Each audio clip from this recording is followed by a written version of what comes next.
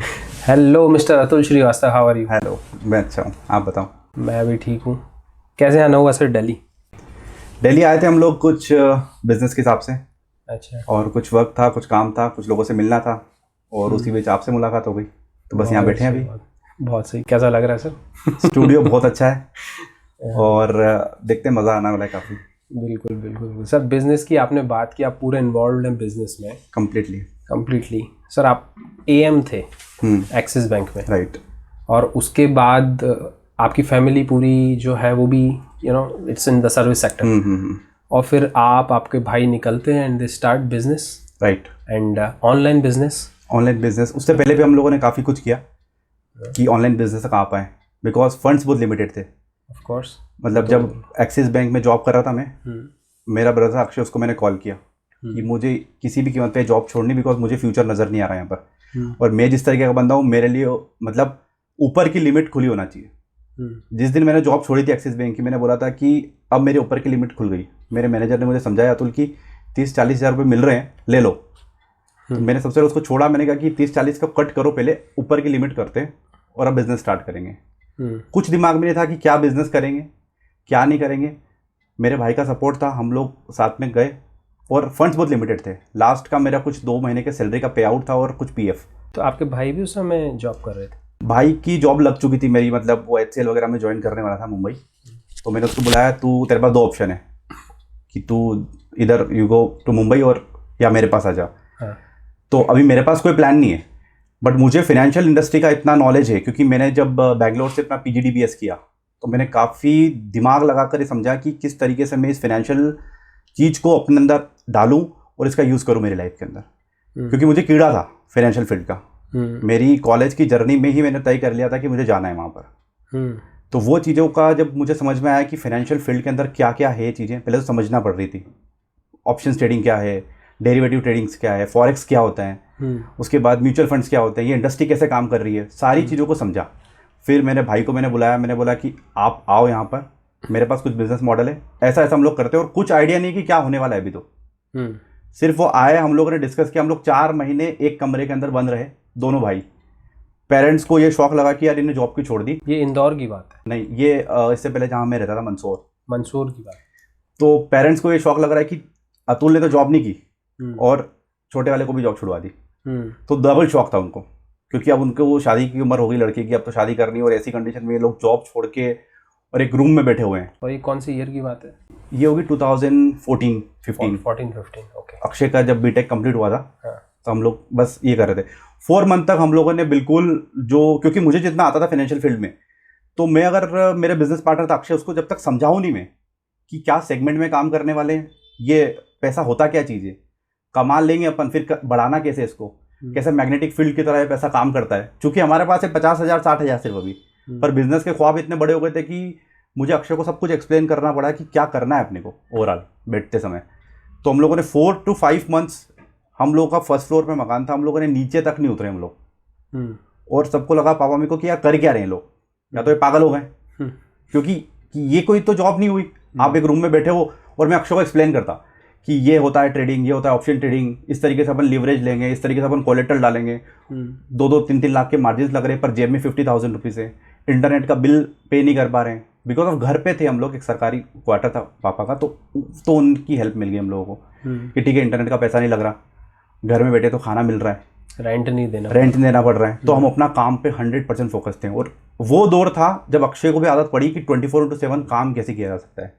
और सर वो financial field की जो भी चीज़ें आपने सीखी थी वो आपको सिखाना पड़ी, उनका कोई बैकग्राउंड नहीं था? उनका कोई बैकग्राउंड नहीं था। बट अगर मैं उसको अपने बिजनेस का पार्टनर बना रहा हूँ, तो मैं उससे डिस्कस कैसे करूँ अगर उसको पता ही नहीं चीज़ें। सही बात। जैसे अगर आप फाइनेंशियल नहीं जानते हो, तो मैं आपसे क्या डिस्कस करूँ? आप या तो मेरे लिए यस मैन बन जाओगे, हाँ हाँ हाँ ठीक ठीक जो बोल रहे हो ये सही है, वो सही है। तो वो डिसीजन मेकिंग तो हो गई उसके पास, बिकॉज वो बीटेक था। तो अब उसको ये लॉजिक देना था कि अगर अपन ऐसा करते हैं, तो मेरा दिमाग बोलता है कि अपन ये कर पाएंगे, तो are you agree in this? तो उसका जब दिमाग लगता, तो हम लोग कंबाइनली सोचते थे कि अब ऐसा करते हैं, वैसा करते हैं। उस चीज़ में हम लोगों ने बहुत फोकस किया, और उसको उस समय पैसे का समझ में आया कि जो गणित है पैसे कमाने का, कमाना ठीक है आसान है, मैनेज कैसे करेंगे और बढ़ाएंगे कैसे, इसके ऊपर हमने बहुत फोकस किया। तो हम लोगों ने ये मान के चल लिए थे पहले से हम लोग कि पैसा तो 2-3 साल के अंदर इतना कर लेंगे, तो उसको हम लोग एक्सपोनेंशियली ग्रोथ कैसे देंगे, उस पर हम लोग बात कर रहे थे अभी, जबकि हाथ में कुछ नहीं था अभी। तो ये मैंने ओवर द ईयर्स ये मैंने देखा है, पर्सनली भी जो लोगों से मिला हूँ, किताबों में भी पढ़ा है, कई बार मूवीज़ में भी देखने आता है, ये जो लोग पैसा बना लेते हैं ना, इनमें एक चीज़ कॉमन रहती है इधर से लेके उधर तक। सबसे पहला रहता है रिस्क टेकिंग कैपेबिलिटी, और दूसरा रहता है पता नहीं कहाँ से कॉन्फिडेंस आता है, ये छोड़ देता हूँ, वो कर लेता हूँ, वो कर लेता हूँ, ये छोड़ देता हूँ। राइट। तो जैसे आपने कहा कि मेरी कोई अपर लिमिट नहीं थी, है ना, वो एक तो वो बताइए मुझे what is this upper limit नहीं थी वाली बात, और दूसरी इम्पॉर्टेंट बात कि वो कॉन्फिडेंस आ कहाँ से रहा था कि यार 60,000 है, शादी की उम्र हो गई है और फिर भी मैं कर लूँगा। हमारे यहाँ क्या होता है, देखो हम लोग जेन्युइन बंदे थे शुरू से, मतलब ऑनेस्ट रहना पसंद करते हैं हम लोग, टू बी फ्रैंक की ऑनेस्ट रहो यार।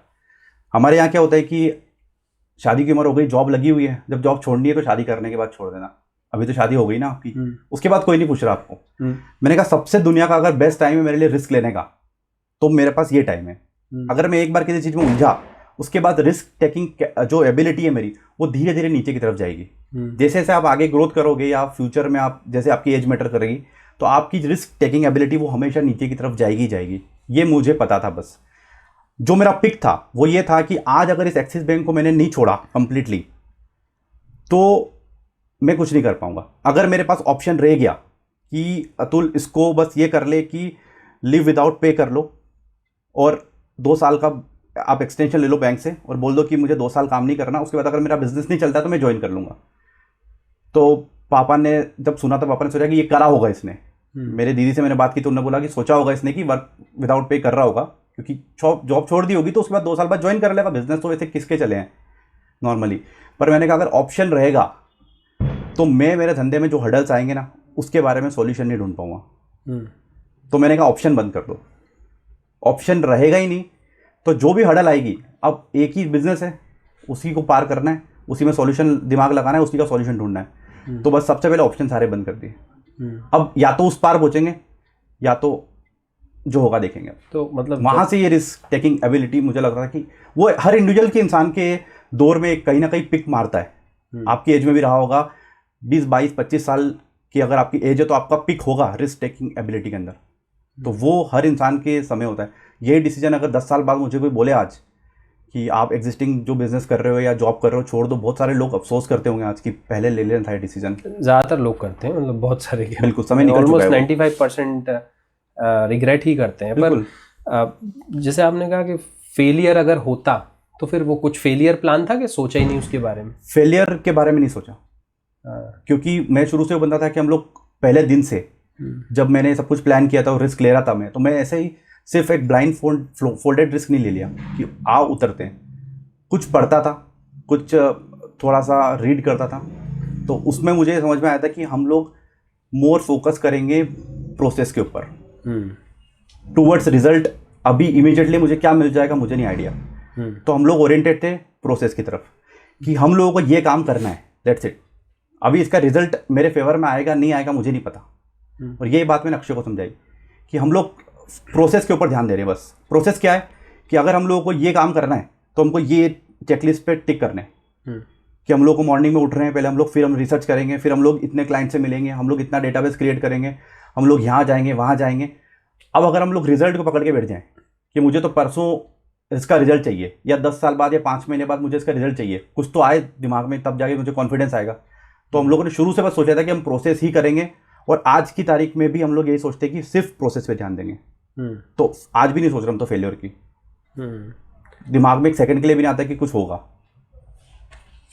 तो सर इसका आउटकम क्या हुआ कि आपने सबसे इम्पोर्टेंट तो 2 बहुत बड़े चैनल खोले, मतलब जो फ्यूचर में जाके बहुत बड़े बने। एक तो Fin Baba which is totally based on stock market, कैसे आप उस पर ट्रेडिंग कर सकते हैं, उसकी आप सलाह देते थे। दूसरा जीके ट्रिक वाला जो चैनल है आपका, क्रेजी जीके ट्रिक, इसमें कितने सब्सक्राइबर्स हैं अभी राइट नाउ? अगर देखा जाए तो क्रेजी जीके ट्रिक पे 6.1 मिलियन के आसपास होंगे, लगभग 61-62 लाख के आसपास स्टूडेंट्स हैं जिन्होंने सब्सक्राइब किया। और देखा जाए तो इंडिया के अंदर वन ऑफ द चैनल है जहाँ पर लोगों के इतने सब्सक्राइबर्स होते हैं। पैन इंडिया प्रेजेंस है हमारी उसके अंदर।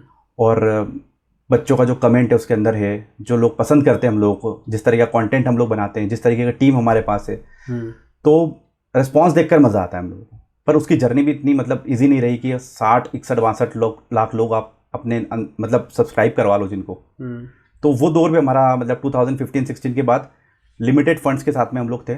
बस हमको ये था कि हम अपनी एक पैरेलल सैलरी खड़ी कर लें कि पापा मम्मी हम लोग को सपोर्ट कर रहे हैं तो कितने टाइम तक सपोर्ट कर पाएंगे। एक टाइम उनको भी लगेगा कि यार सब कुछ कराया है इनको, MBA कराया है इनको, BTech कराया है इनको, आज तो वापस घर में आकर बैठ गए। तो यार हमको बस ये चाहिए कि हम लोग पैरेलल सैलरी खड़ी कर लें। अब पैरेलल सैलरी खड़ी करने का मतलब ये नहीं होता है कि आज आपने सोचा कि मुझे 25,000 की नीड है तो मैं अपने 25,000 की कहाँ से व्यवस्था करूँगा, मुझे बिना जॉब करे 25,000 मिलना चाहिए, ऐसा नहीं होता है। पैरेलल सैलरी में होता है कि मेरे पास आज 1.5-2 लाख रुपए हैं तो मैं उसको कुछ ऐसे इन्वेस्टमेंट डिसीजन ले सकता हूँ म्यूचुअल फंड्स के थ्रू या किसी भी रूट के थ्रू जहाँ से आपको फिक्स्ड मंथली अर्निंग्स मिल सकती है। तो हमने कुछ ऐसा प्लान किया, कुछ ऐसे बिजनेसेस के अंदर गए जहाँ से हमको 3-4 लाख रुपए एकदम फ्रिक्वेंटली मिल गया। तो वो बिजनेस मैं यहाँ पर डिस्क्लोज नहीं करूँगा, कुछ बिजनेस हम लोगों ने किए थे ऐसे। तो उससे हम लोगों को एक थोड़ा सा बूस्ट मिल गया, टॉक मिल गया कि हाँ 3-4 लाख 5 लाख हमने बना लिए बिफोर के हम लोग ने चैनल क्रिएट किए थे। तो उससे हुआ कि हम लोगों ने उसको प्लान किया म्यूचुअल फंड्स के अंदर, क्योंकि फाइनेंशियल इंडस्ट्री का नॉलेज था मेरे पास। हमने एक पैरेलल सैलरी खड़ी कर दी। मैंने अक्षय से बात की, मैंने कहा अक्षय अपने को कितना चाहिए होता है, बिकॉज हम तो इससे पहले कॉलेज में थे। 4-5 हज़ार रुपये हम लोगों को दोनों को अगर मिल जाता तो हम लोग रेंट भी पे कर देते और उसमें अपना खाना पीना भी होता था। तो अगर वही चीज़ हम लोगों को 5,000 रुपये अपने घर में मिल रहे तो पापा मम्मी से एकदम को ये मिल गया था कि अब कुछ करने की जरूरत नहीं पड़ेगी इनको, हमारे पास इनफ फंड है हमारे पास खुद के जीने के लिए। अब हमको जो करना था किसी भी बिजनेस में फोकस कर सकते हैं हम लोग। ऐसे जंक्चर पे आ गए थे हम लोग कि अब हम लोग फ्री हैं पैसा कमाने के लिए। जब आपने पैरेलल सैलरी खड़ी कर दी उसके बाद, और पैरेलल सैलरी का मतलब ये नहीं था कि कुछ 25-30 हज़ार हो गए, सिर्फ 4-5 हज़ार रुपए, जो कि हम लोगों को ऐसा दे रहा था कि यार हमको अगर पर्सनल खर्चा भी करना पड़ा कि मोबाइल में अगर रिचार्ज करना है तो मांगने नहीं पड़ेंगे। और मांगोगे तो आपको सेल्फ कॉन्फिडेंस रहेगा कि कुछ कर रहा हूँ मैं, नहीं कुछ करते हुए भी कैसे कुछ करें। फाइनेंशियल मार्केट का चैनल पहले वो खुला और क्रेजी ट्रिक जो है जीके ट्रिक वो बाद में आया। नहीं, पहले क्रेजी टिकट ट्रिक को हमने ओपन किया। ओके। तो वहाँ पर हम लोगों ने इसको ओपन किया। तो अब जैसे आप चैनल क्रिएट कर रहे हो, ठीक है, अब चैनल क्रिएट करते ही उसमें ऐसा होता है कि आपने वीडियो डाला, फर्स्ट व्यूअर तो आप ही होते हो देखने वाले, किसने देखा कि नहीं देखा। फिर दूसरों के मोबाइल से कंप्यूटर से चेक करते हो कि व्यू कितने आए। It's not a 1 day process, not a 1 month process, not even a 12 month process. उस जमाने में 2014-15 की बात बता रहा हूँ मैं आपको, जहाँ यूट्यूब पे सिर्फ गाने सुनते थे लोग कि म्यूजिक देखेंगे। यूट्यूब को कोई ये नहीं सोच सकता था कि पढ़ाई के लिए मैं यूज़ करूँगा इसको। उस दौर में हम लोगों ने उसको चालू कर दिया था। तो वहाँ पर हम लोगों ने उसको जैसे ही चालू किया, हमने सोचा कि हमको प्रोसेस पे ध्यान देना है। हमने रिजल्ट नहीं सोचा कितने डॉलर्स आएंगे, कितना अर्निंग आएगी। हमको हमारा एक इंटरेस्ट था कि हमको हमारे पास जो नॉलेज है उसको हम लोग देते। बिकॉज अक्षय ने यहाँ पर शायद भोपाल में जब वो था तो उसने वो तैयारी की थी, अपनी सिविल एग्जाम की तैयारी की थी, तो उसके पास वो नॉलेज था। तो उस पर इनिशियली आप किस तरह के वीडियोस डाल रहे थे? बिकॉज वो ट्रिक्स से बेसिस थे। ट्रिक्स बेस्ड मतलब जैसे कोई किसी चीज़ को याद करने के लिए हम लोग एक ट्रिक देते हैं ना, कि प्रधानमंत्री को, पहले प्रधानमंत्री कौन थे उसको याद करने की एक ट्रिक हम लोगों ने बना दी। तो वो ट्रिक्स हम लोग यूज़ करते हैं। अब किस तरह के सर वीडियोस, कितने मिनट के वीडियोस हुआ करते थे? 2.5 मिनट, 4 मिनट 5 मिनट ऐसे वीडियोस हम लोगों ने डाल दिए। हाँ, और लगभग रोज डलते थे कि हफ्ते में या महीने में कुछ ऐसा पैटर्न रहता था? नहीं, हम लोगों ने बस उसमें ध्यान दिया था कि हम लोग उसको 2-3 दिन में एक वीडियो डाल दें। बिकॉज हमको भी नहीं पता था कि हमारा चैनल या तो ब्लॉक हो जाएगा या व्यूज़ नहीं आए तो होगा क्या। हम एक प्रोसेस में थे कि 2-3 दिन में एक वीडियो डाल देंगे। तो अक्षय ने 2-3 वीडियो डाले, फिर मैंने 1-2 वीडियो डाले फिनेंशियल्स बेसिस पे, व्हाट इज CRR SLR क्या होता है, डाल दिए सिंपल। फिर ट्रिक बेसिस पे डाले। फिर हुआ उसमें अचानक ये कि 7th-8th मंथ में उसने थोड़ा जंप लिया और अचानक से हम लोगों ने देखा कि उसके अंदर 1400-1500 सब्सक्राइबर्स आ गए। मतलब कॉन्टिन्यूसली आपने 7-8 मंथ तक प्रोसेस पे ध्यान दिया। हाँ। उस समय हमारी अर्निंग होती थी 0.01 रुपीज़। तो वो हमको अकाउंट में तो मिलती नहीं थी, बस एक होप रहती थी कि हाँ इतना तो हो गया है। पर चूंकि हमारे पास एक पैरेलल सोर्स ऑफ अर्निंग था कि हमको 3-4 हज़ार रुपये तो मिल जाते दोनों भाई को मिलाकर, तो हमारे रिचार्ज हो जाते थे, इंटरनेट के बिल हो जाते थे, और हमको कहीं फ्रेंड सर्कल में जाना होता तो पेट्रोल वगैरह का खर्चा हमारा निकल जाता था। तो प्रॉब्लम नहीं थी हम लोगों को, हम तो अपने प्रोसेस में लगे हुए थे। तो मीनवाइल क्या हुआ कि कुछ फंड की जरूरत हम लोगों को लगी, तो हम लोग एक लैपटॉप और खरीदा 20,000 रुपीज़। जब मेरा PF का फंड आया 7-8 महीने बाद, तो 20,000 रुपीज़ में हमने एक लैपटॉप और लिया, जिसपे हमने फिन बाबा स्टार्ट किया। तो हम लोगों ने 2 लैपटॉप रखे अलग अलग, सो दैट उसको एडसेंस या गूगल उसको ब्लॉक ना कर दे कि आप मल्टीपल चैनल्स क्रिएट कर रहे हो, या उनकी कोई ऐसी एल्गोरिथम के अंदर हम लोग ना आ जाए तो हमने 2 अलग अलग लैपटॉप में 2 अलग अलग चैनल खड़े करे, और मेरे पास जो नॉलेज था फाइनेंशियल फील्ड का, फिर मैंने वो स्टार्ट किया। जैसे वो बाद में करा, तो वो बाद में। एक पहले उस पे आने से पहले एक चीज़ पूछूंगा कि 40,000 रुपये पे आपने नौकरी छोड़ी थी एक्सिस बैंक की, जब आप अपना काम करने लगे तो वो 40,000 कब आने लगे आपको? मतलब 40,000 तक कब पहुंच गए थे आप? कितना महीना लगा? उसमें लगा मुझे 3 साल। 3 साल? और 3 साल वेट करना, प्रोसेस पे ध्यान देना, पेरेंट्स का भी सुनना, ये सब, मतलब हाउ टफ इट वाज? बहुत ज़्यादा टफ था, बट इंटरेस्ट इतना ज़्यादा था उस टॉपिक में, इंटरेस्ट इतना ज़्यादा था कुछ करने में कि कुछ करना है बस। मतलब ये दिमाग में नहीं आ रहा था कि 40,000 की जगह 4,000 क्यों आ रहा है। जो 4,000 आ रहा है ना, उसकी जो खुशी थी वो उस 40,000 से कहीं ज़्यादा थी, बिकॉज वो 4,000 हमने क्रिएट किए थे अपने लिए। किसी के पास जाना नहीं पड़ रहा था मुझे, या मॉर्निंग में मुझे ये नहीं बोलना पड़ रहा था कि मैंने रात को 4 बजे तक काम किया तो मुझे सोने दो थोड़ा सा। तो उसकी खुशी अलग थी। तो हम 24/7 काम करने वाले बंदे होते हैं। अगर मैं बैंक में काम कर रहा था, अगर मेरा इंटरेस्ट ही होता तो बैंक में 24/7 नहीं चल रही है। इनिशियल डेज में हमारे पास बहुत एनर्जी थी काम करने के लिए, तो हम कहाँ दें उस एनर्जी को। तो हमने, अक्षय ने लिटरली मेरे सामने 12-12 घंटे तो सुबह, मतलब 24-24 घंटे तो उसने काम किया ही है। हमारे पास इस तरीके का एक पलंग होता था, हम लोग उसके ऊपर दोनों लैपटॉप ऑन कर लेते थे, पूरी रात हो जाती थी, फिर दिन हो जाता, वहीं सो जाते, फिर वापस काम करते हैं, फिर उठ जाते, फिर वापस काम करते हैं, फिर वापस काम करते हैं, कंटिन्यू करते ही रहते। कोई इसका एंडलेस था, मतलब वो बस इंटरेस्ट था कि करना है यार, कुछ तो करना है इसके ऊपर, कंटेंट डालना है। कंटेंट में बहुत ज़्यादा फोकस थे हम लोग कि कंटेंट किस तरीके से जाना चाहिए, कैसा कंटेंट बनना चाहिए, उसके ऊपर ध्यान देते थे, और वो हम लोग चालू कर दिया। उस समय बहुत ज़्यादा लोग कंटेंट डालते नहीं डालते, मतलब आपके पास वो वैरायटी भी नहीं थी कि यार किस तरह का अपन कर सकते हैं। हाँ, क्या करें, सारा ओरिजिनल आइडिया रहता था। राइट, क्या करें हम लोग, मतलब उसके लिए तो वो तो सारा ओरिजिनल आइडिया हम लोगों ने लिया। और ये भी नहीं पता था कि फाइनेंशियल फील्ड का अगर हम लोग डाल रहे हैं, फाइनेंशियल फील्ड में 100 व्यू आपके यहाँ हैं, 100 व्यूज़ बहुत इंपॉर्टेंट हो गए उस जमाने में। 2000 आप बात करें 14, 15, 16 की, क्या होते हैं 100 व्यू कौन देखेगा। और टॉपिक है आपका क्या है कि लाइक आपका लेटर ऑफ क्रेडिट्स क्या होते हैं, या एनआरओ अकाउंट क्या होते हैं। तो बिकॉज मुझे था एजुकेशनल, फाइनेंशियल फील्ड में कुछ educational type of content provide करना, जैसे जीएसटी के अंदर रिवर्स चार्ज मैकेनिज्म क्या होता है। तो ये कंटेंट पे हम लोगों ने फोकस किया, और हम लोगों ने सोचा कि हम लोग इसको ईजी बनाएं, जो ये कंटेंट देखे उसको ईजी लगे कि अच्छा मुझे टॉपिक सर्च करूँ तो मुझे यहाँ पर मिले ये टॉपिक। तो हम लोगों ने बस दोनों तरफ से चालू कर दिया काम को करना। फिर धीरे धीरे क्रेजी जी के ट्रिक के अंदर हमको एक बूम दिखा, बिकॉज उसके स्टूडेंट ज़्यादा थे एज कम्पेयर टू फिन बाबा। तो हमने उधर फोकस एरिया को और बढ़ा दिया कि अक्षय अब काम करते हैं हम लोग। अभी तक हम लोग ट्रिक्स के बारे में वीडियो बना रहे थे, अब हम लोग क्या करते हैं कि एक कंटेंट पढ़ाते हैं कि जैसे कि हम लोग जियोग्राफी का कोई कंटेंट लेते हैं, तो उसमें हम लोग पढ़ाते हैं कि कंटेंट पूरा किया, अब उसके क्वेश्चन आंसर हम लोग चालू करते हैं। सो अगर मैं बात करूँ तो हम लोग फर्स्ट लोग थे जिन्होंने Q&A मतलब क्वेश्चन एंड आंसर को सॉल्व करवाया, क्विज इंटरनेट पे वो मुझे वीडियोस बनाकर टॉपिक एक्सप्लेन किया, और 10 क्वेश्चन उसमें से निकाले और उसके ऑप्शंस दिए हम लोगों ने और सॉल्व करे उसको। तो वो हम लोग फर्स्ट लोग थे वो करने वाले। उससे पहले हमने सारे वीडियोस देखे थे, वो 2014-15 से पहले नहीं थे इस तरीके के। और आप 2 भाई मिलकर बस ये काम कर रहे थे, कोई तीसरा आदमी नहीं था जो सपोर्ट कर रहा है? नहीं, कोई तीसरा आदमी नहीं इसके अंदर नहीं था। हम लोग बस करते रहते थे इस काम को, और कुछ ना कुछ नया ट्राई कर रहे थे। फिर कुछ दिनों बाद पता लगा कि फर्स्ट पे आउट आने वाला है इसका, क्रेजी जी के ट्रिक का। So it was around like 15 month के बाद समथिंग पहला पे आउट आया था, अराउंड 10,000 का। ओके, तो उस समय तक चैनल उतना बढ़ चुका था कि मोनेटाइज होकर पे आउट आ गया था? हाँ, उस समय तो मोनेटाइज हैंड टू हैंड हो जाता था, मतलब डे 1 वीडियो से हमारा चैनल मोनेटाइज था। तो आप पहला वीडियो भी डालोगे तो ऐड आ रहे थे उसके ऊपर।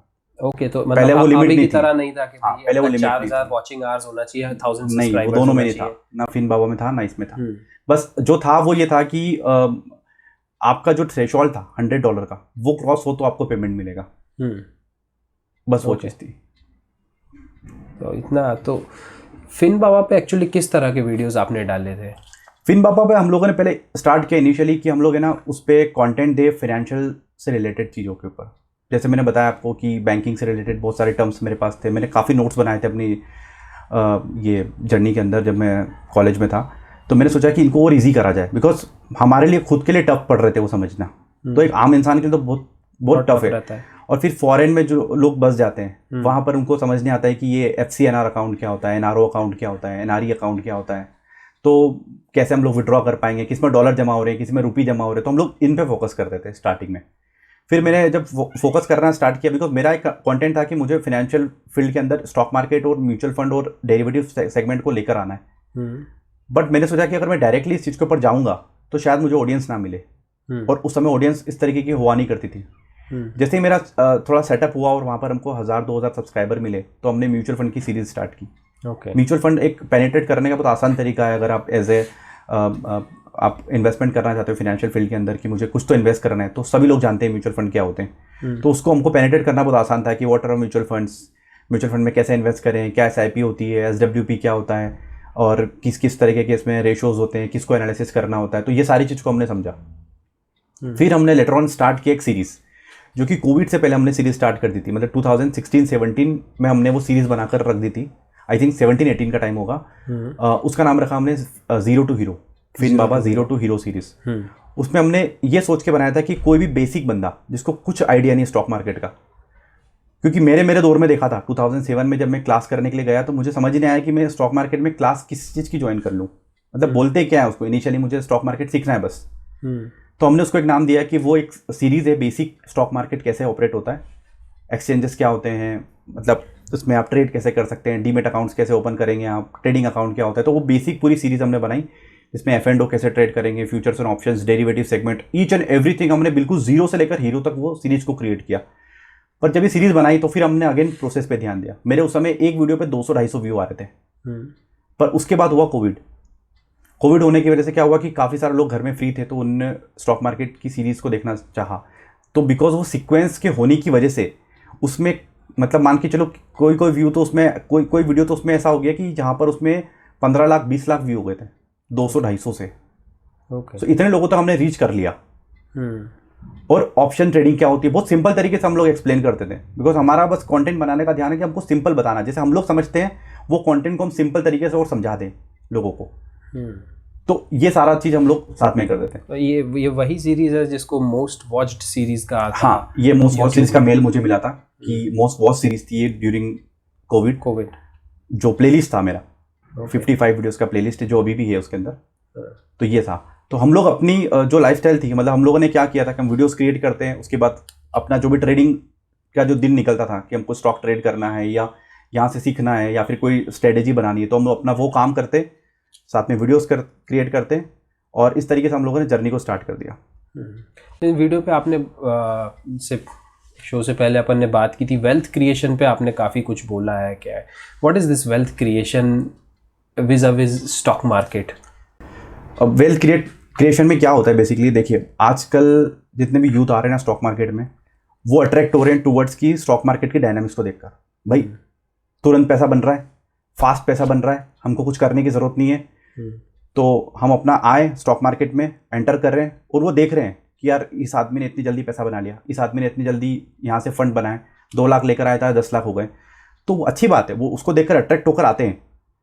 तो अगर हम लोग इंस्टेड ऑफ कि ये अट्रैक्शन ना रखें, स्टॉक मार्केट को स्टॉक मार्केट की नज़र से देखें हम लोग, तो आप अपना पहला मोटिव रखो वेल्थ क्रिएशन का। अगर आपके पास वेल्थ है ऑलरेडी, हम लोग प्लान बी पर डिस्कस कर सकते हैं। बट आपके पास वेल्थ नहीं है, आप जॉब कर रहे हो 5 लाख की, 2 लाख की, जो भी आपका पैकेज है, आपके पास वेल्थ नहीं है, तो आप पहले फोकस करो कि मैं वेल्थ क्रिएट करूं। बिकॉज वंस अगर you have created your wealth in stock market ना, आपको यहाँ पर फिर बहुत ईजी पड़ जाएगा पैसा बनाने में। मतलब ये करते क्या है, ट्रेडिंग पर ध्यान देते हैं, नॉट ऑन वेल्थ क्रिएशन। हाँ, ट्रेडिंग पे ध्यान दे रहे हो, कोई गलत नहीं कर रहे, ट्रेडिंग पे ध्यान दे सकते हैं इनिशियल डेज में। बीच में फर्क क्या है? मतलब ट्रेडिंग से भी तो आप वेल्थ क्रिएट कर रहे हो। नहीं, ट्रेडिंग से आप बहुत ज़्यादा रिस्क लेते हो। वेल्थ क्रिएशन में आपको रिस्क टेकिंग कम हो जाती है। कैसे, मतलब होता क्या है वेल्थ क्रिएशन? वेल्थ क्रिएशन जैसे बेसिकली आपने एक प्लान किया कि मुझे कुछ सैलरी मिलती है पर मंथ अराउंड 50,000 के आसपास।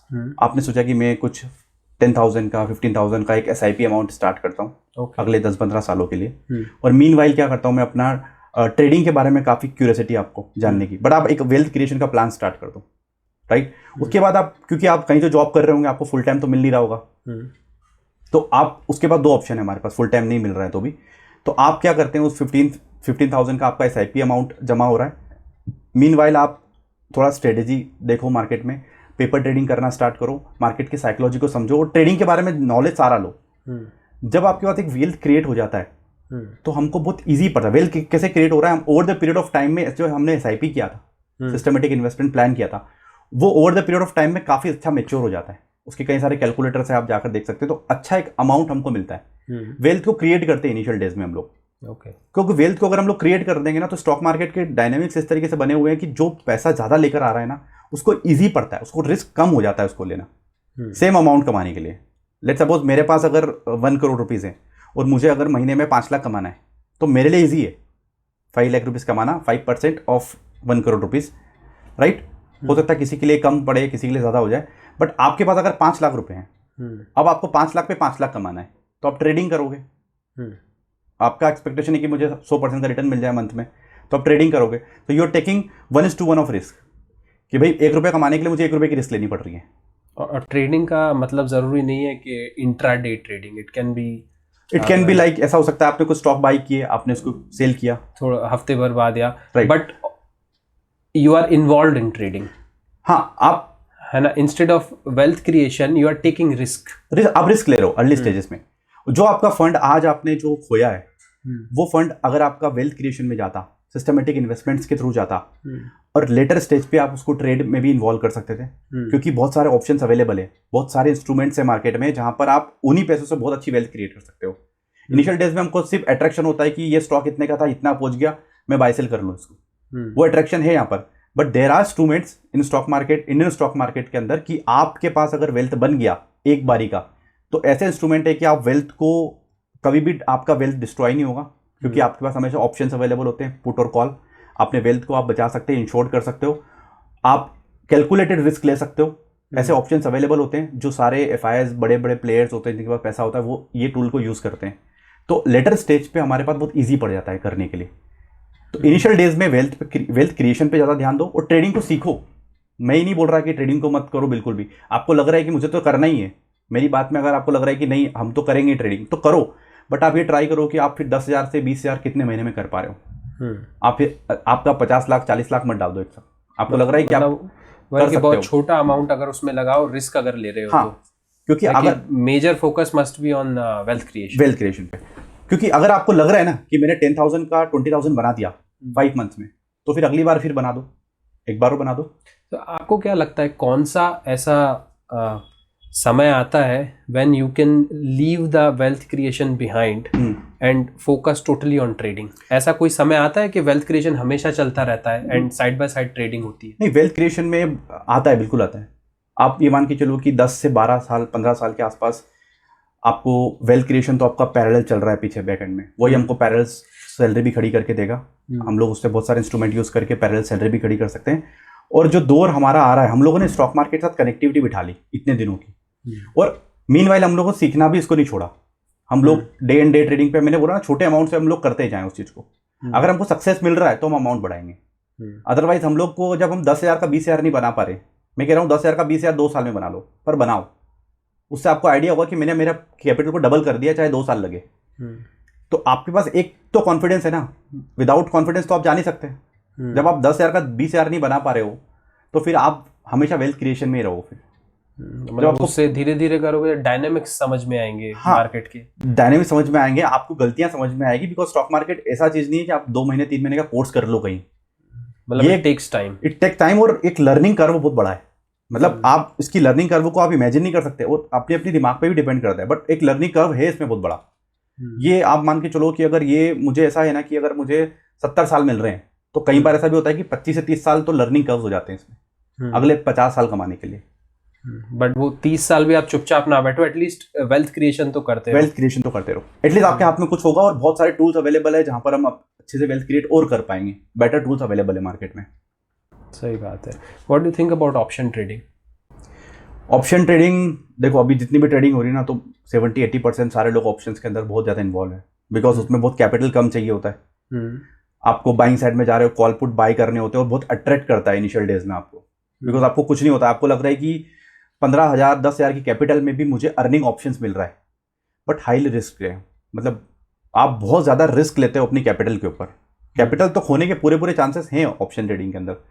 जब तक आप इसमें ट्रेंड ना हो जाए, प्रोफेशनल आप नहीं बन जाओ इस चीज़ को करने के लिए, मैं तो फिर भी बोलूँगा आप अवॉइड करो। बिकॉज ये ना जो टूल्स है ना, ये हेजिंग के टूल्स हैं।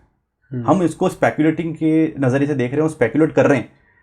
वो एक डिफरेंट नज़रिया हो गया हमारा। बाकी तो ये सारे ट्रेडिंग मतलब ट्रेडिंग टूल्स मतलब इंश्योर करने के लिए, आपका पोर्टफोलियो इंश्योर करने के लिए बेसिकली। तो सर देखिए, मेरे को जो अभी आपने बोला कुछ समझ नहीं आया, होता क्या है ऑप्शन ट्रेडिंग?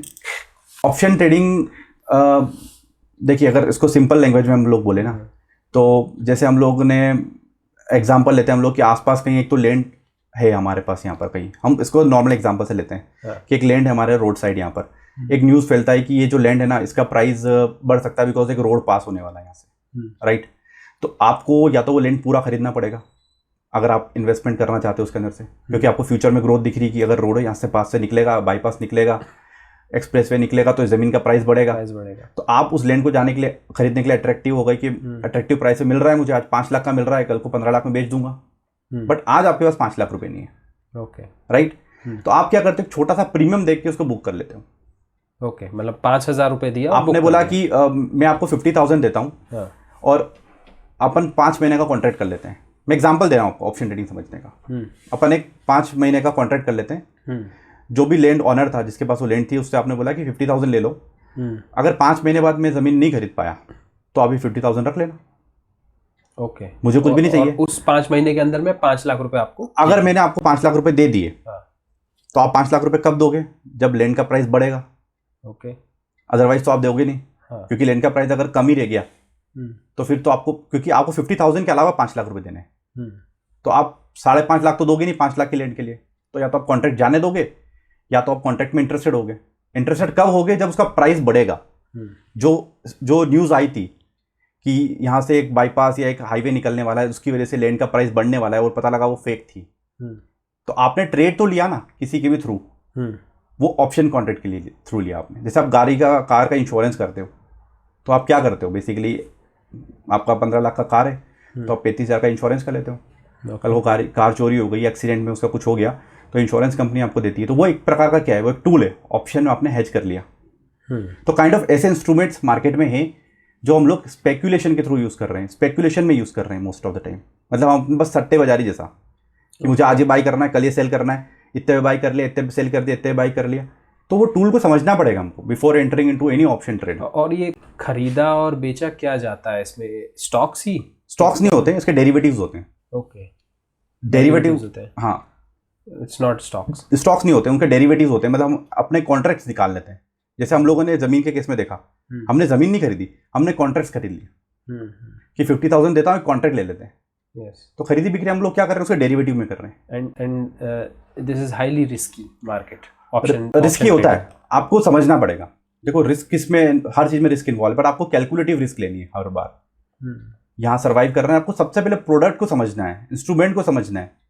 किसी फाइनेंशियल इंस्ट्रूमेंट में अगर आप इन्वेस्ट कर रहे हो, इंस्ट्रूमेंट का मतलब होता है वो प्रोडक्ट एंड सर्विसेज, जो भी आप जिसमें भी इन्वेस्ट कर रहे हो बेसिकली, तो आपको उसका आइडिया लेना है कि ये है क्या, इसका पर्पस क्या है, इसको क्यों लाया गया, किन लोगों के लिए ये। अगर आप ये सब नहीं समझते और आप बोलते हो कि ये ऑप्शन लिया था मैंने तो 10 रुपये का था, ये 100 रुपये का हो गया, तो फिर आप कुछ भी करो, फिर लॉटरी टिकट बाइंग है, लॉटरी टिकट आपके लिए वो ज़्यादा अच्छा है। फिर ये चीज़ें, एल्गो ट्रेड्स की बात भी हुई थी अपनी। What are algo trades? वो हम लोग समय के अकॉर्डिंग हमको शिफ्ट होना पड़ रहा है। जैसे एक समय था स्टॉक मार्केट के अंदर जहाँ पर हम लोग पेपर ट्रेडिंग किया करते थे। पेपर इन द सेंस मतलब पेपर पे लिखकर स्टॉक को बाई किया करते थे हम लोग। मुझे पहले पेपर पे अगर कोई स्टॉक पसंद आता था तो मैं बायर ढूंढता था कि किसके पास वो स्टॉक है, सेलर ढूंढता था उस स्टॉक का, एक्सचेंज मेरे बिहाफ पे उस सेलर को ढूंढता, फिर मुझे देता। यहाँ से जर्नी स्टार्ट हुई थी। फिर लेटर स्टेज पे हमारे पास ब्रोकर्स आ गए, तो बोलते थे कि एक काम करते हैं हम लोग, आप हमको बताइए, हम सिस्टम पे आपको ट्रांसफ़र कर देंगे। जब डीमटेरियलाइज फॉर्म के अंदर हम लोग आ गए, फिर धीरे धीरे हमारे पास मोबाइल एप्लीकेशंस आ गई, हम खुद से अपने ट्रेड्स करने लगे, खुद से लैपटॉप पे बाइंग सेलिंग करने लगे। तो ये इवोल्यूशन हो रहा है धीरे धीरे करके, हम ऊपर की तरफ बढ़ रहे हैं स्टॉक मार्केट की जर्नी में। तो जैसे जैसे हम ऊपर की तरफ बढ़ रहे हैं तो आने वाला समय जो है वो एल्गो का होगा। Most of the trades algos में सेट होती है। मतलब सिस्टम खुद अपने बिहाफ पर सोचता है कि मुझे क्या खरीदना है, कब खरीदना है, कितनी क्वांटिटी लेनी है, क्योंकि आप उसको प्री फीड करते हो। आप बताते हो उसको कि अगर ऐसी कंडीशन अगर बनती है मार्केट में तो आप इतनी क्वांटिटी स्टॉक की ले लो। तो एल्गो खुद अपने बिहाफ पे वो लेता है। तो अगर हम लोग मार्केट के और समय के हिसाब से नहीं चलेंगे, समय ये बोलता है कि आज एल्गो का दौर है, कल को हो सकता है एआई का दौर आ जाए, तो हमको तो मार्केट में उसके समय के हिसाब से चलना है। तो एल्गो बेसिकली बस एक सेटअप है सिंपल सा। आपके पास समय नहीं है, आप दिन भर ऑफिस में, जॉब में, बिजनेस में बिजी हो, आपने एक सेटअप क्रिएट किया, सेटअप को क्लाउड पे डाला और आपने बोला कि जब जब ऐसी कंडीशन बने मेरी इतनी इतनी क्वांटिटी बाई करके इतनी क्वांटिटी सेल करना। अभी सुनने में हाईली रिस्की लगेगा बट इसको मैनेज किया जा सकता है। और ये एल्गो ट्रेडिंग सभी लोगों के लिए एडवाइजेबल भी नहीं है पहली बात तो, कि मैं हर आदमी को एडवाइस करूं कि आप एल्गो कर लो। इसको भी हमको समझना पड़ेगा थॉरोली कि एग्जैक्टली हम क्या बात कर रहे हैं सब चीज़ों की। तो हर चीज़ में स्टडी है basically. Field where you have to put yourself continuously. बिल्कुल, लंबे समय तक। और काफ़ी सारे लोग फ्री हैं दिन भर ये काम करने के लिए। अब हम उसको बोलते हैं कि नहीं मेरा तो जॉब है, मेरे तो बिजनेस है, ऑफिस भी है, मुझे तो घर भी देखना होता है और मुझे फिर एल्गो भी करना होता है। तो फिर आप उनसे कैसे कॉम्पीट कर पाएंगे जो 24/7 वही काम कर रहे हैं और बेटर दिमाग से कर रहे हैं और पूरी शांति से कर रहे हैं। ना उनको घर का EMI भरना है, ना उनको घर का टेंशन है, वो फ्री है दिमाग से, वो शौकियाना पैसा कमाने आए हैं। आपके दिमाग में है प्रेशर, आपको देना है रेंट। तो बेस्ट माइंडसेट क्या होता है इस तरह का काम करने का? वो साइकोलॉजी ऑफ ट्रेडिंग जो है वो क्या है? कंप्लीटली फ्री दिमाग से। अगर आपके दिमाग में ये है ना कि मुझे तो अगले महीने घर चलाना है, तो स्टॉक मार्केट आपके लिए नहीं है। ऐसी कोई जगह नहीं बनी स्टॉक मार्केट जैसी जहां आपको पर मंथ प्रॉफिट जनरेट करके देगी। वो मेरा लंबा एक्सपीरियंस हो चुका है। आपको शौकियाना कमाना है तो आप यहाँ पर आ जाओ, बहुत अच्छे तरीके से कमा पाओगे। वेल्थ क्रिएशन सबके लिए ओपन है। IPO में आप प्रॉफिट बनाना सबके लिए ओपन है। ट्रेडिंग करना भी सबके लिए ओपन है। आप ट्रेडिंग भी कर सकते हो बट आप उसको एज ए बिजनेस बना लो, अच्छी बात है। उसमें मेहनत लगेगी, स्टडी करना पड़ेगी, डेडिकेशन चाहिए, पैशन चाहिए, सब कुछ चाहिए आपका। फिर यहाँ पर डिसिप्लिन चाहिए और एक साइकोलॉजी चाहिए जिस पर आपको अपने ऊपर काम करना है, कहीं और नहीं करना है। बस योरसेल्फ आपको अपने ऊपर काम करना है उसके अंदर। तो उस साइकोलॉजी को समझ कर अगर आप ट्रेडिंग करते हैं तो बेस्ट बिजनेस से कहीं जाने की जरूरत नहीं आपको, बट बहुत रिस्क इन्वॉल्व है इन सब चीज़ों में। सर एक बात पूछना चाहूँगा, जो फिन बाबा चैनल है आपका, तो इस पे ऑलमोस्ट अब 5 साल हो गए हैं, एक भी वीडियो आपने अपलोड नहीं करा है। What is the reason for that? और इतना बड़ा चैनल है, उस पर 6.1 यू सेड लाइक सब्सक्राइबर्स आते हैं। लगभग 6 लाख के आसपास सब्सक्राइबर है उसके ऊपर। तो जब वो सीरीज़ हम लोगों का बना तो जहाँ पर मुझे ऑडियंस का एक वो मिलना चाहिए था, फील मिलना चाहिए था। बिकॉज मैंने किसी ऑब्जेक्टिव के लिए ये चैनल स्टार्ट नहीं किया था कि मुझे कुछ मॉनेटरी बेनिफिट चाहिए इससे।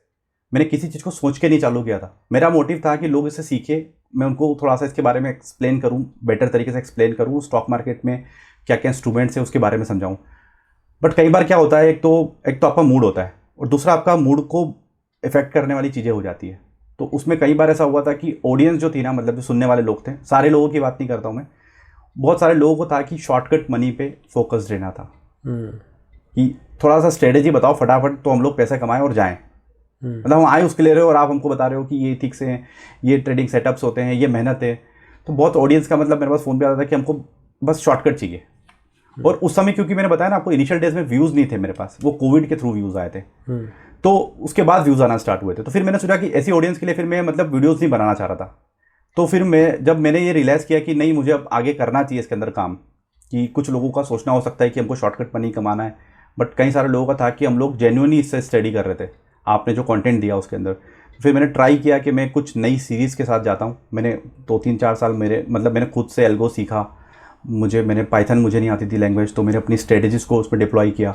तो मुझे 2-3 साल तो अपने खुद में लग गए और कोविड की वजह से मेरा मतलब थोड़ा माइंड भी डिस्टर्ब हो गया था। तो उसके बाद मैंने खुद से अब स्टार्ट किया कि मैं अब 1-2 महीने के अंदर हम लोग जाने वाले विद 2 न्यू सीरीज़, जहाँ पर हम लोग इसके अंदर जाएंगे, एल्गोज़ के अंदर जाएंगे और डेरिवेटिव सेगमेंट्स में हम लोग ऑप्शन ट्रेड को और किस तरीके से एल्गो के साथ में मैच कर दें। तो वो दोनों सीरीज़ के साथ हम लोग बिल्कुल अगले 2 महीने के अंदर जाने वाले हैं। मतलब it is about to come. हाँ राइट, वो हम लोग करने वाले इसके अंदर। But again coming back to it, कोई भी शॉर्ट रास्ता नहीं है इसका। शॉर्ट रास्ता तो नहीं है, आए पैसे कमाए और चले गए, ऐसा नहीं हो सकता। नहीं है। ये अकेला रीज़न था कि 4 से 5 साल हो गए और वीडियो नहीं आया? मैं काम कर रहा था बेसिकली साइकोलॉजी ऑफ ट्रेडिंग के ऊपर, मैंने बहुत काम किया। एक नया इंसान आता है उसके साथ क्या होता है, मतलब एक नया इंसान आते ही ना वो एक लॉस मेकिंग ट्रेडर बन जाता है। आपने सोचा आज कि मुझे स्टॉक मार्केट में काम करना है, there are 2 categories in stock market. First is profitable trader, the other one is loss making trader. As soon as आपने सब सोचा कि मुझे ट्रेडिंग करना है, you are becoming a loss making trader. अब आपको कन्वर्ट होना पड़ता है। Now you have to convert to कि मैं लॉस मेकिंग ट्रेडर से एक प्रॉफिटेबल ट्रेडर बनूं। तो उसकी जर्नी आपको तय करनी है, उस जर्नी को आपको पास करना है। तो वो उसके लिए मैंने खूब स्टडी करी कि मैं किसी इंसान को अगर सिखा रहा हूँ ये चीज़, तो उसमें क्या क्या मतलब हम लोग क्या क्या टूल्स यूज़ करें, क्या कॉन्फिडेंस दें उसको, क्या बैक टेस्टिंग का नॉलेज दें, या उसको हम किस तरीके से सिखाएं कि वो कॉन्फिडेंटली ट्रेड कर पाए विदाउट उसकी साइकोलॉजी को परेशान किए, विदाउट उसकी जो भी दिनचर्या में जो गलत सलत चल रहा है उसको छोड़ते हुए हम लोग उसको ट्रेडिंग में फोकस करें। ऐसा कुछ हो सकता है तो हम लोग उस पर भी काम कर रहे थे। तो हम लोगों को उसमें बहुत सारे टूल्स समझ में आए हैं जो हम आने वाली सीरीज़ के अंदर भी बताएंगे उनको कि क्या टूल्स हो सकते हैं ऐसे जहाँ हम लोग फ्रिक्वेंटली और बहुत स्मूथली रह के अभी स्टॉक मार्केट में ट्रेड कर सकते हैं, वो हम लोग यहाँ पर डिस्कस करेंगे। और बाकी एक ये दूसरा मार्केट है बिटकॉइन वाला, क्या बोलते हैं इसको? देखो मैं तो दूर रहता हूँ बिकॉज यहाँ पर इंडिया में सच कोई रेगुलेटर है नहीं। तो हम लोग, मैं तो कोई फ्रैंक मैं नहीं करता, तो मैं जहाँ पर इन्वेस्ट करता हूँ वो हमारा इक्विटी सेगमेंट है, F&O सेगमेंट है, जहाँ पर रेगुलेटर्स अवेलेबल है। रेगुलेटर्स बेसिकली RBI है, यहाँ पर आपके एक्सचेंजेस हैं आपके यहाँ पर।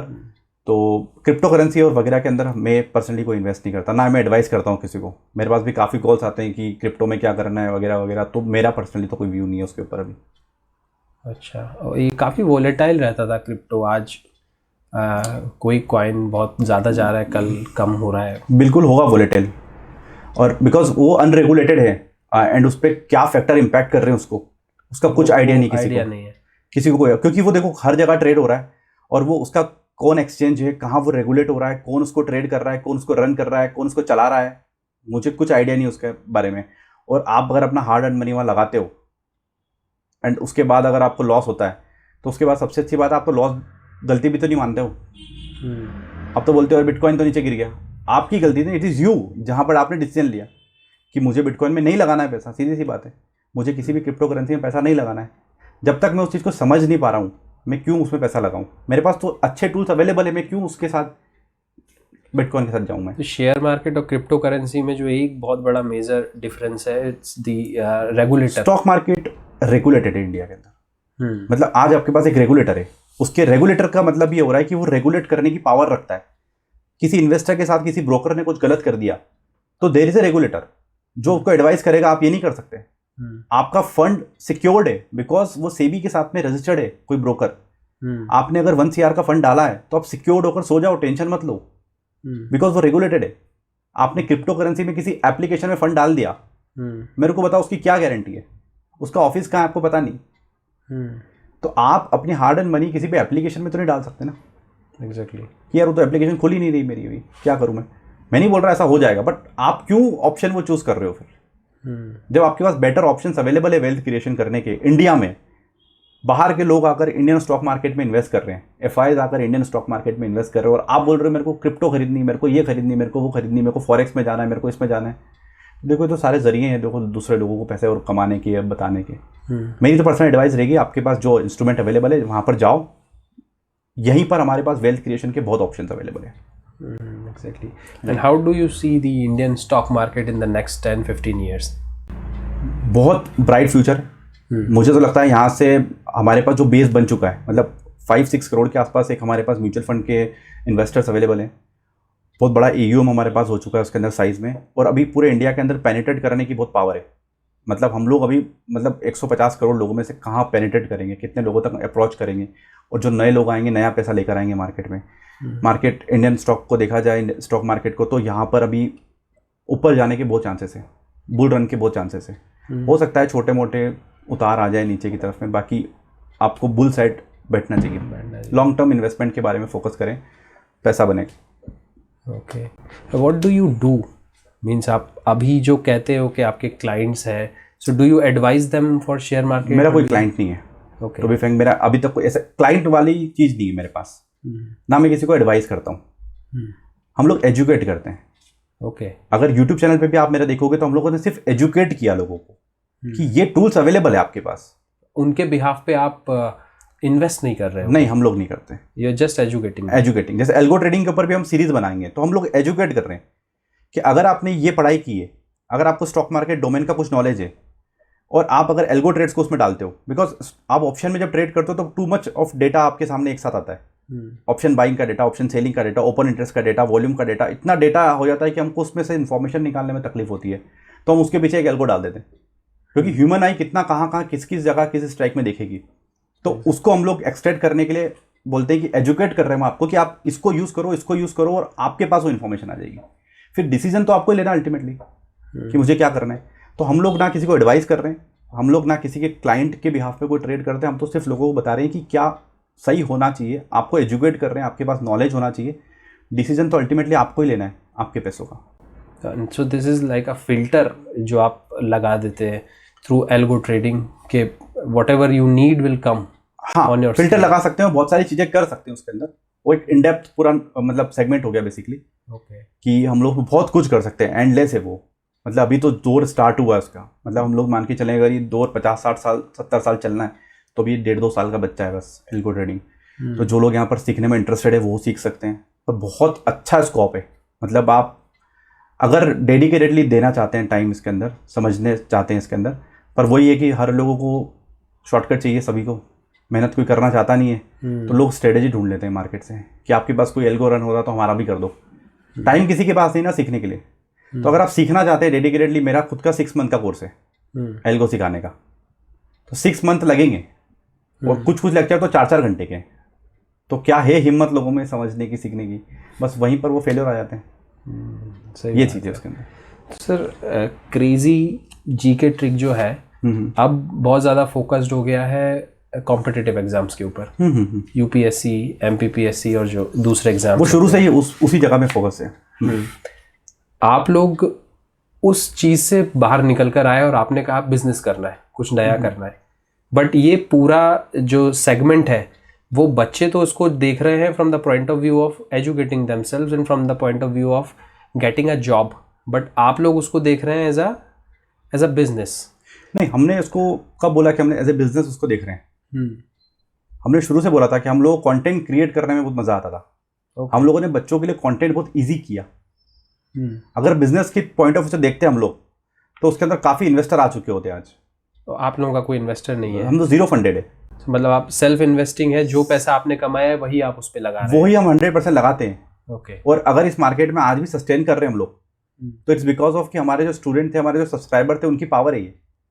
क्योंकि हम बस ये चाह रहे हैं कि हम उनको कंटेंट बहुत अफोर्डेबल प्राइस के अंदर उनके पास प्रोवाइड कर दें। बहुत सारे लोग ऐसे हैं ना, आज भी जियो आने के बाद दूर दराज गांव में, इलाके में आप जाओगे ना, लोग, हर आदमी दिल्ली नहीं आ सकता, हर आदमी इंदौर नहीं आ सकता, हर आदमी इलाहाबाद प्रयागराज नहीं जाएगा, और हर आदमी की पेइंग कैपेसिटी भी नहीं है। पर अगर उनमें से कुछ लोगों को हम लोग उस स्ट्रीम में ले आएँ, दूर बैठे हुए लोगों को हम लोग अगर कुछ नॉलेज दे दें, और परफेक्ट नॉलेज जो उनको फिट करता हो और अफोर्डेबल प्राइस के अंदर, क्यों दे पाते हैं? उसका रीज़न हमारे पास ये है कि हम लोगों ने सेंट्रलाइज कोर्स क्रिएट कर दिया।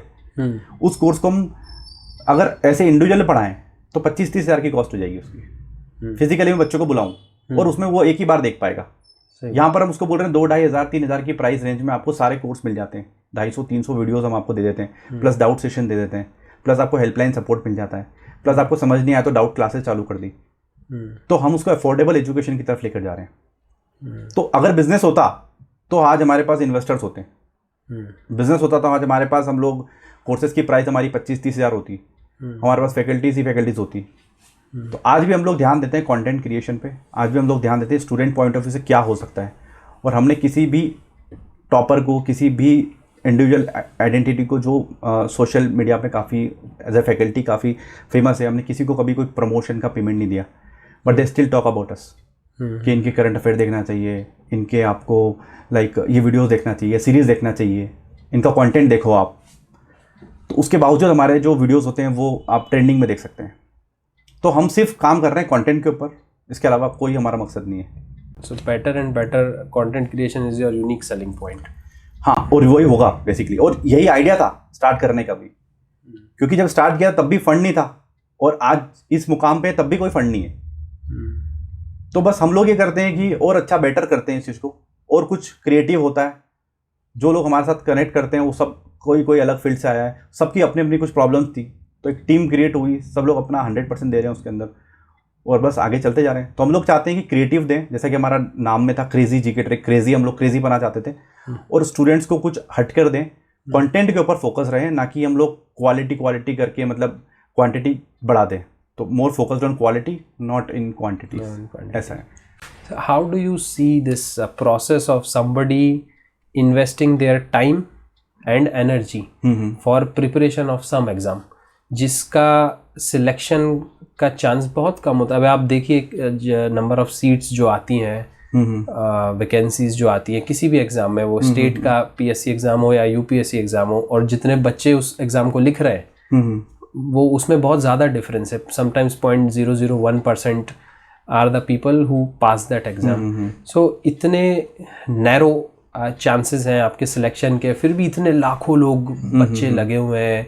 तो कहीं ना कहीं आप देखते हैं कुछ अंडरस्टैंडिंग में इशू आ रहा है देश में, क्योंकि why everybody is running behind government job, why not somebody do what you have done और your brother have done. Right, कर सकते हैं, बट बात ये ना कि उस समय पर उनको कोई बताने वाला चाहिए। और आई एम नॉट अगेंस्ट कि लोग अगर तैयारी करते हैं उनका सिलेक्शन हो, तो मैं उसकी चीज़ के अगेंस्ट नहीं हूँ।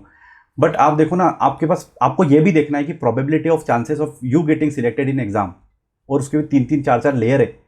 तो आप अपने आप में देखो, क्या ये मैं कर सकता हूँ? आज बात करो खुद से। आज आपको अपने आप से झूठ नहीं बोलना है कि चलो कर लेंगे यार, वो तो करी, उसका तो हो ही गया था, उसको क्या आता था। आज खुद से बात करो, can I do this, can I do this. अगर आपको लग रहा है कि मैं कर सकता हूँ तो करो, और 5-7 दिन, 1 हफ्ते, 1 महीने की प्रैक्टिस कर लो कि अगर मैं ये 1 महीने तक कर पाया तो मैं यहाँ रुकूंगा, अदरवाइज मैं निकलूंगा। आप अपने साथ ही अगर खेल लेते हो, क्योंकि दुनिया में सबसे अच्छा इजी काम है अपने आप को बेवकूफ़ बनाते रहना, वो आप इजीली कर लोगे। अगर आपको लगता है कि मेरे में कैपेबिलिटीज़ है तो आप करो, 100% उस काम को करना चाहिए। बिकॉज ये सारी एग्जाम्स क्या निकाल रही है, अपने आपके अंदर से आपको खुद को निकाल के बाहर फेंक रही है, एक पर्सनैलिटी डेवलप करके आपको बाहर खींचना चाहती है। और अगर आप ये करने में असमर्थ हो तो आप जब 2-3-4-5 साल बाद छोड़ोगे उस चीज़ को, better to live today and focus on new things. आप सोचो, रिस्क लो, क्योंकि आज रिस्क टेकिंग एबिलिटी है आपके पास, पिक पे है आपके पास। तो इंस्टेड ऑफ, आप सोचो ना कितने सारे बच्चे आ रहे हैं यहाँ पर, तो क्या हम लोग ऐसा तो नहीं कि मतलब एक बेरोजगार की बड़ी फौज क्रिएट कर देंगे आने वाले कुछ समय में? डर लगता है मतलब देखने के बाद इन चीज़ों को। मैं ये नहीं बोल रहा, डिमोटिवेट नहीं कर रहा किसी को, बट मैं चाहता हूँ कि हर इंसान अपने आप से बात तो करे एटलीस्ट इस चीज़ को करने के लिए। And today I am not the right person to say about this, because मेरी टीम में काफ़ी सारे लोग हैं जो इन पे काम करते हैं। जैसे दुष्यंत है, वो काम करते हैं इनके ऊपर, अक्षय है, वो काम करते हैं, मेरी वो फैकल्टीज़ हैं, वो काम करते हैं। तो माइट कि उनके पास ज़्यादा एक्सपोजर हो इस बात को कहने का, बिकॉज मैं ओवरऑल बिजनेस को ज़्यादा देखता हूँ, तो मेरे पास वो चीज़ रीच नहीं है मेरा वहाँ तक इस टॉपिक पे बात करने के लिए या एडवाइस करने के लिए। दुष्यंत तो यही बैठे हैं, क्या बोलते हैं? तो वो दुष्यंत के साथ आपको इंटरव्यू करना पड़ेगा, तो वो ज़्यादा इस आंसर को दे पाएंगे। दुष्यंत से तो लंबी बातें हुई है इस बारे में। So but yes, whatever you are saying is quite true, right. So the last thing which I want to ask from you is, कोई भी स्टूडेंट, जैसे आपने कहा कि दे शुड एनालाइज देमसेल्व्स कि मैं इतना कुछ कर पा रहा हूँ या नहीं, और अगर नहीं कर पा रहा हूँ तो I should get out of this, and then that person reaches out to something else which he is thinking he can do, but फिर भी एक मोटिवेशन की कमी कई बार रहती है या फिर डर रहता है। तो when somebody initiates into something, business करना है, खुद का काम है, सेल्फ एम्प्लॉयमेंट, तो ग्रोथ और वो जर्नी, उस पर कैसे फोकस करना? सब बड़े बड़े वर्ड है, देखो स्टार्टिंग में ग्रोथ है, जर्नी है, डेडिकेशन है, सारे बड़े वर्ड्स हैं। अभी हमको सबसे पहले चीज़ों को सिंपल करते हैं हम लोग, कि अगर आपको लग रहा है कि मुझे बाहर निकलना है इससे और मुझे अभी तैयारी नहीं करनी है, सबसे पहले आप अपने पेरेंट्स से बात करो, उनको कॉन्फिडेंस में लो और उनसे बात करो पहले। क्योंकि most of the time student जो है वो आज अपने पेरेंट्स के प्रेशर में ज़्यादा है कि यार मुझे एक प्रेशर है घर से कि तुमको कुछ करना है। तो पहले तो पेरेंट्स को कॉन्फिडेंस में, जैसे हम लोगों ने लिया था कि यार हम लोगों को नहीं करना है। मैंने पापा को समझाया कि हम लोगों को, मैं मतलब इस चीज़ के लिए बना ही नहीं हूँ। अगर मैं अपनी लाइफ में फेल भी होता हूँ कुछ नहीं करके भी, तो मैं खुश हूँ। मतलब मेरे पास तो बहुत कुछ है करने के लिए, मैं कल को कुछ भी कर सकता हूँ। तो आपको सबसे पहले ये होना पड़ेगा कि जरूरी नहीं कि आपको हर चीज़ पा लेना ही सब कुछ हो गया फाइनली। आपको ये भी देखना पड़ेगा कि मेरे को अब ये काम छोड़ता हूँ तो मुझे सबसे बेस्ट थिंग क्या लग रही दुनिया में करने के लिए, मैं उसके लिए जाऊँगा। और जब आप करने जाओगे ना, तो आपको ये नहीं देखना है कि मैं 2-3 साल के लिए ट्राई करके देखता हूँ। इसमें मैंने एक वो पढ़ा, मतलब सुना था नवाजुद्दीन सिद्दीकी का, मैं एक शॉर्ट देख रहा था, उसके अंदर उन्होंने बोला था बहुत अच्छा कि आपने जब एक्टिंग स्टार्ट की तो आपने क्या सोच के एक्टिंग स्टार्ट की, कितने साल में आपको सक्सेस मिल जाएगी। तो नवाज का ये बोलना था उसमें कि मुझे मज़ा आता था एक्टिंग करने के बाद, और मैंने सोचा नहीं कि सक्सेस कितने साल में मिलेगी, 5 साल में मिलेगी, 5 साल में मिल जाएगी, 10 साल में मिलेगी तो 10 साल में मिल जाएगी, 30 साल में मिल जाएगी। मतलब मैं ट्राई करके देखूँ तो जाऊँगा। मतलब मैं ट्राई करने के लिए नहीं आया हूँ, अब मैं जो अच्छा लग रहा है मैं करने के लिए आया हूँ फाइनली। अब मैं सक्सेस नहीं देख रहा। तो अभी देखो ये इनिशियली बात सुनने में लगेगा कि ये तो आपने तो कर लिया, आपके लिए इजी पड़ गया करने में, बट आप जब प्रोसेस के ऊपर ध्यान दोगे और जाओगे और रिजल्ट ओरिएंटेड दिमाग को हटाओगे कि मुझे रिजल्ट पे फोकस, उसको हटा दोगे तो चीज़ें आसान होना स्टार्ट होगी।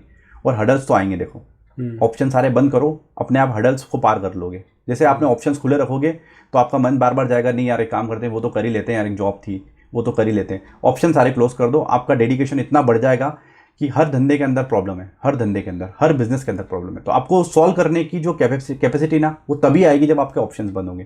तो पेरेंट्स को कॉन्फिडेंस में लो, इतने बड़े बड़े वर्ड्स मत देखो कि क्या ग्रोथ होगी, क्या नहीं होगा, क्या बिजनेस करूँगा, जो अच्छा लगता है उसके ऊपर जाओ।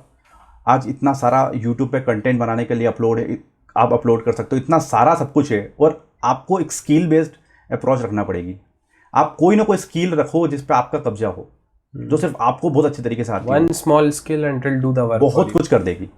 तो आप स्किल ओरिएंटेड क्यों नहीं बन रहे हो? हम लोग क्यों सर्टिफिकेट ओरिएंटेड है, हम लोग क्यों डिग्री ओरिएंटेड है? हम स्किल ओरिएंटेड कब बनेंगे?